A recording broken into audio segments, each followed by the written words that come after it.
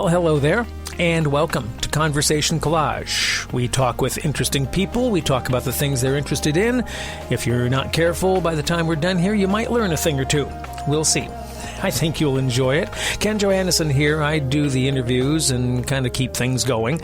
And I think we've got a good one here for the first real episode of 2019, since the previous one that was uploaded after New Year's was actually done a couple days prior, so in 2019. So this is the first true Conversation Collage episode of the year 2020. Happy New Year, if I didn't wish that to you before or on our last go-around here. I think we got some good stuff for you here. We're going to talk to an old friend of this program, or actually not this program, but of mine, because I've interviewed her many times on my various radio programs. Best-selling author, the Queen of Suspense, Mary Higgins Clark. And I talked to her some time ago about a book called All by Myself Alone. Now, if you are a fan of Mary Higgins Clark, you've probably read it already. But it's a good conversation, and I thought we'd bring that to you since it has not been aired on a large basis, shall we say.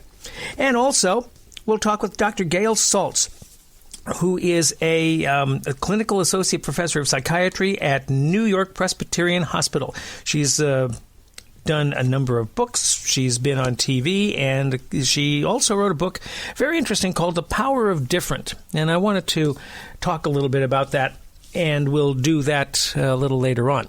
But first, we'll get into Mary Higgins Clark, #1 international and New York Times best-selling author, 35 suspense novels at least to her credit, 4 collections of short stories, a historical novel, 2 children's books, a memoir, also has written books with her daughter and also with a guy named Alifair Burke, and so 100 million books sold under her name. And she has always been a gracious guest on my programs through the years, and when All by Myself Alone came out, we talked again.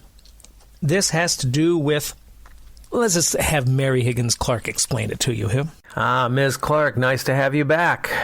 Oh, it's always a pleasure to be with you, Ken. Thank you for having me. Oh, my pleasure. It is. How are you today? Where are you? Where are you today? I'm in Saddle River, New Jersey. That's my home, and the 3rd floor is my office. 3rd floor. So I'm at my desk. Another book, All by Myself Alone. I love the title of that. Oh, thank you. Well, it was a bit of a steal from A Slow Boat to China. The words aren't exactly the same, but I thought that's what I want, the feeling of being alone. Right. And this one, I mean, I'm reading this synopsis of this. I've read, kind of thumbed through it a little bit. It sounds like it could, the premise of all this sounds like it could almost have a little dash of humor in this, but I know you don't do that. You keep it straight suspense, don't you? Well, of course it is suspense, but Elvira and Willie, my characters who are the cleaning lady and plumber who won $40 million in the lottery, they don't mean to be funny, but sometimes what they say is funny. Right. But of course I keep that down because I don't want to spoil the suspense by breaking it up with humor. Sure. We should go back and kind of set the scene here, this newest novel, which is how many for you? Which number is this, or have you lost count? No, it's 53. Number 53. I have 2 in progress now, but it's 53 actually out. Wow. Yeah. This one deals with an ocean liner. This is on a cruise, a brand new cruise ship, and the Queen Charlotte and Lady Emily has been knocked off, as they say, and her necklace, her priceless necklace that she's going to donate to the Smithsonian has gone missing. And Celia Kilbride is who? Tell me, let's set up Celia Kilbride. Who is she, and how does she get involved in this? Well, Celia Kilbride is 28 years old. Her father was a gemologist, and she became one after him because he said that she always wanted jewelry for her dolls when she was little. Fake jewelry, of course. So she is now a well-known gemologist and works for a company like a Tiffany's, analyzing gems. But she's invited to speak about the background of jewelry on ocean liners. And she does about one a year. But when the Queen Charlotte, they call and say, could you possibly come next week because someone who's supposed to speak can't do it. And she's glad to get in because she had a whirlwind romance and is engaged to be married. And the day before the wedding, the feds arrive to handcuff her boyfriend because he is a cheat on a hedge fund. And a lot of people think she's in it. So she feels very much all by myself alone when she gets out on the ship. And then, of course, things happen. The Cleopatra necklace disappears, and Lady Emily Haywood, who has promised to wear it, is found dead. And Celia is suspected. Yeah. Just hearing how you set all this up, it sounds like this went through a whole huge process of trying to get the story right before you even put it down on paper, trying to get the backstory in your mind and everything. I'm curious about where the spark of this came from. Well, my editor, Michael Corder, was the one who said, Mary, I wish you would set a story on an ocean liner, because he knew I'm asked to speak on ocean liners, and I would speak maybe twice a year all over the world. So he said, you know that background. And of course, it's lovely to go on the Queen Elizabeth and the Queen Mary. And I do know the luxurious background of ships like that. So I thought, but I have to invent a ship. And I call it the Queen Charlotte after the baby Princess Charlotte. And the owner of it has many riverboats that he makes a fortune on. But his dream is to have the ultimate luxury ship. And I thought, which one was that? And I'd heard that it was the Titanic, that it was considered the most expensive luxury ship in the world. So I looked up information about it, and of course the Titanic had a tragic ending. So I thought something will go very wrong on this ship, and then I started writing. How long did it take you from the first idea of doing this on a cruise ship before you started writing the first words? How long did it take you to get the story and everything in your mind and set before you say, okay, I'm ready to write? Oh, well, actually, I first get the characters and where is the setting. It's opening at the sailing of the Queen Charlotte. Who are the people in it? And what is going to happen in it? So I know the main characters, and I have decided what is going to happen.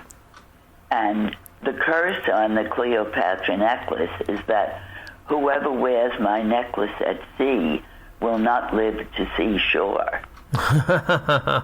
Goodness. I love this. Having created Lady Emily Haywood, who is very, very rich and a great philanthropist and a delightful person, I thought, poor Lady Emily, it was a mistake to get on the ship. Is there a character here you identify with more than any of the others? I mean, is there somebody that there's a little bit of you in? Well, I think the fact that Celia feels so betrayed and alone is probably a sense of me. I was never betrayed, but I was widowed very young and had that feeling of being alone with 5 young children. Oh, my. Yeah. So you take that memories of that experience and put them in a different person. Yeah, I'm curious as how do you keep it fresh? I know we've talked about this before. How do you keep this fresh? How do you feel? How do you do this that you write that you don't repeat yourself? This has got to be with 53 books under your belt now. Haven't you ever had the feeling like I've written this before? Well, I have started a book, as I just did a few months ago, and said, I don't want to write this book. I don't like what will happen in the story. And it's a good first chapter, excellent, but I put it aside because I thought, I don't like the storyline. So that was when I switched, and it was Michael who came up with an ocean liner story. And then who would be the characters? And then there are two questions you ask yourself. Suppose and what if? Suppose it's a luxurious ocean liner. What if there's nothing luxurious about this ride for a number of characters on the ship? So you have to get in. There's going to be suspense virtually from the beginning of the book. Yeah. I know. Of course, the characters have to be different. Years ago, an editor said to me, Mary, you could write the phone book once. And I absolutely believe that. Readers are smart, and if they think that you put different clothes on the same people, they will say, oh, I've read her before, the other one's going to be alike. So that's the way you keep readers, is giving fresh stories. Sure. I know I'm down just a couple minutes here with you. You say you've got 2 books in that you're working on right now, and it says here you're going to be 90 in December? Yes. Wow. Tell me about what's coming up for you. You've got a lot of stuff. You're a busy lady for almost 90. I guess I am busy, but busy is fun. Yeah. I mean, I have 5 children. I remarried 20 years ago after being a widow for a long time. And John has 11 grandchildren. I have 6. So we're very close to all of them.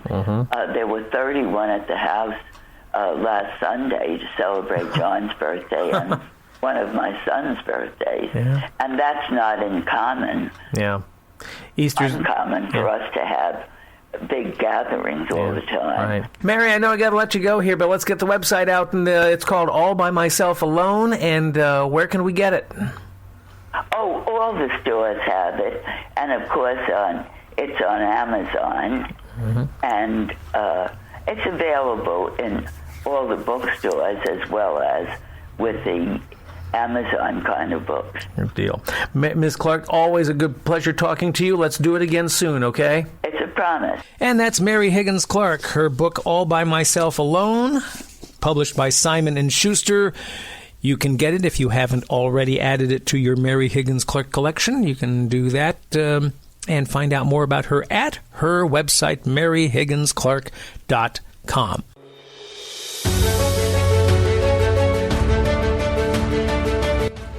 Conversation Collage on your favorite podcast platform, also on Facebook at Conversation Collage Podcast, also on Instagram at Conversation Collage Podcast. If you listen to this on your podcast platform and are able to like and or review it or rate it, we'd appreciate that.